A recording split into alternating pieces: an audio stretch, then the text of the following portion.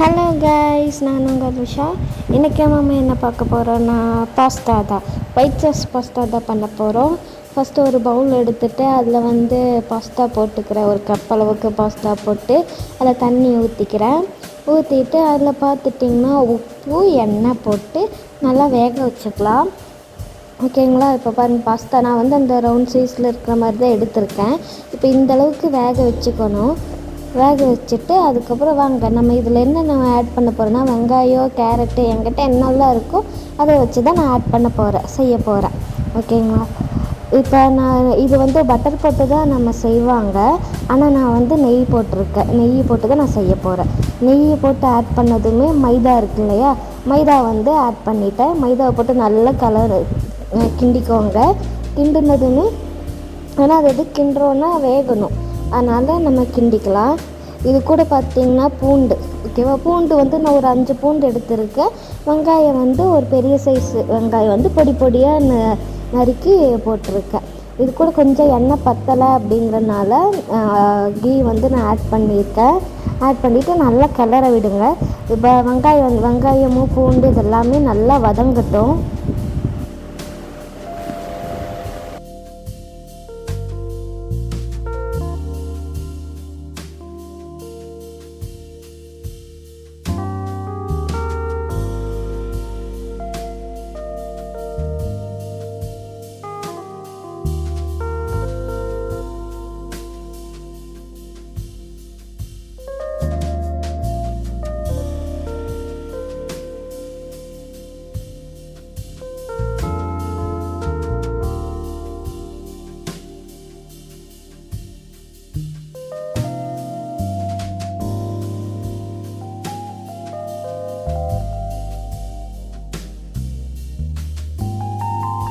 இப்போ பார்த்துட்டிங்கன்னா நல்லா வதங்கிருச்சு. வதங்கினதுக்கப்புறம் நான் பச்சை மிளகா தான் எடுத்திருக்கேன்.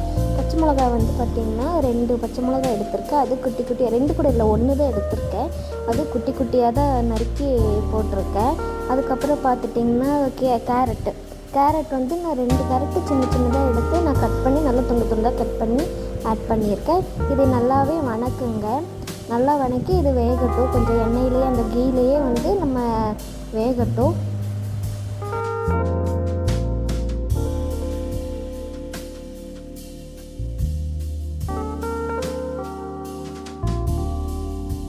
இதில் பார்த்திங்கன்னா நல்லா வேகணுங்கிறதுக்காக லைட்டாக நான் தண்ணி மட்டும் ஊற்றி கொஞ்சம் வேக வச்சுக்கிறேன். அப்போ தான் நல்லா இருக்கும். இப்போ கொஞ்சம் நல்லா வெந்தக்கப்புறம் பால் இருக்கு இல்லையா, பால் நான் காய்ச்சி ஆற வச்ச பால் தான் நான் எடுத்திருக்கேன். அதை ஆட் பண்ணிக்கோங்க. கொஞ்சம் கொஞ்சமாக ஆட் பண்ணி நல்லா கிண்டி விடுங்க. இல்லைன்னா கீழே அப்படியே கெட்டியாக மறுபடி பிடிக்கும். அதனால் நீங்கள் என்ன பண்ணுறீங்கன்னா நல்லா கலந்து விடுங்க. கலந்து விட்டதுக்கப்புறம் இந்த மாதிரி தான் வரும். கொஞ்சம் நிறையா அதுக்கப்புறம் அப்படியே இதாகும். கொஞ்சம் ஸ்லோ ஃப்ளேம்லேயே வச்சு பண்ணுங்கள். கொஞ்சம் ஓரளவுக்கு கெட்டியானதுக்கப்புறம் பாஸ்தா இருக்கு இல்லையா, பாஸ்தா நம்ம வெந்த பாஸ்தாவை அது வெந்தக்கப்புறம் கழுவிக்கோங்க. ஒரு நார்மல் வாட்டர் எடுத்து அதில் போட்டு நல்லா வாஷ் பண்ணிவிட்டு அதுக்கப்புறம் இதில் ஆட் பண்ணிக்கோங்க. ஆட் பண்ணிவிட்டு கொஞ்சம் மேலாப்படி மட்டும் கலந்துடுங்க. நல்லா கலந்து விட்டுறாதீங்க, ஏன்னா பாஸ்தா உடஞ்சிரும். அதனால் மேலாப்படி மட்டும் கலந்து விட்டுக்கோங்க.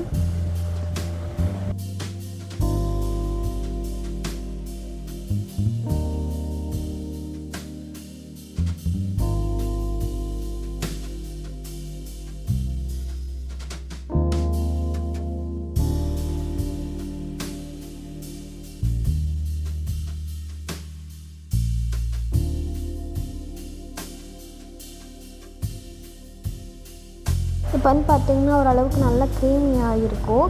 க்ரீமி ஆனதுக்கப்புறம் பார்த்துட்டிங்கன்னா சில்லி ஃப்ளெக்ஸ் நான் ஆட் பண்ணிக்கிறேன். கொஞ்சமாக ஆட் பண்ணிக்கிறேன். அதுக்கப்புறம் பார்த்திங்கன்னா ஆர்கானோ தான் போடுவாங்க. அது என்கிட்ட இல்லை. அதனால நான் என்ன பண்ண போகிறேன்னா என்கிட்ட இருக்கிறத மட்டும் வச்சு நான் செய்ய போகிறேன். பெப்பர் தூள் இருக்குது இல்லையா, பெப்பர் தூள் லைட்டாக ஆட் பண்ணிக்கிறேன். ஆட் பண்ணிவிட்டு கொஞ்சம் மேலே அப்படி மட்டும் கலந்து விட்டுக்கோங்க.